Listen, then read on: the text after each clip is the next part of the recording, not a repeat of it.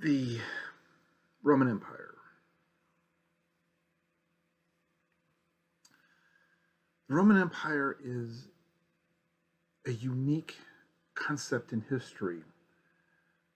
One, because of its descendant cultures are still alive and thriving almost 1,500 years after the Roman Empire collapsed. But what is more interesting is the Roman Empire itself is not actually the start of Western civilization. The Roman Empire is simply a renaming of an ancient empire, of an ancient culture, ancient civilization that originated partially in Egypt. And the evidence for this is the primary schema of Rome is Janus and the ceremony of Memento Mori, which operates in several parts. Part one is some type of interaction, violence-ish type situation. That's 1A. 1B is some type of an emotional reaction, an emotional interaction. Part two is some type of a community involvement, parade or the like. Part three is where things get a little bit weird and a little bit interesting, and cognition and quantum field and quantum thinking and quantum concepts come into play. That's where the name and the word genius came in. Now, brilliant and genius are two entirely separate things.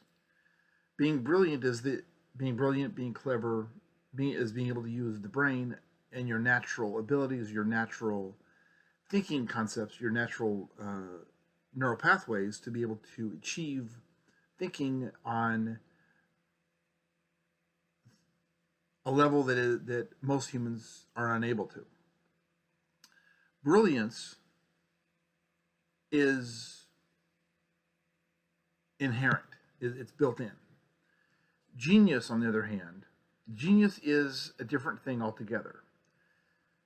The Romans defined genius as people who are normal, a normal person, who suddenly has a spark of inspiration, who has a eureka moment, who has some type of where their brain processes information and they suddenly spit out some kind of a really, really, really good idea or a really good concept or some kind of a really, really good situation. Genius is actually the Roman word and the Roman concept for connecting with the quantum field, the cognition of the cognition inside the quantum field. Now, there's a massive amount of information that goes along with those sentences in the paragraph of information. Part four of this is how leaders interact with and deal with people who are geniuses, who have the spark of genius. See, 1A creates a 0,000 point. 1B is the second point. The parade is the community involved, which closes the circle of Ohm's law. Once that circuit is complete, that's when special things happen. Special things can happen. Special things are the Ohm's law completes the circuit, which means that the situation involved becomes interesting and unique regarding direct evidence toward genius or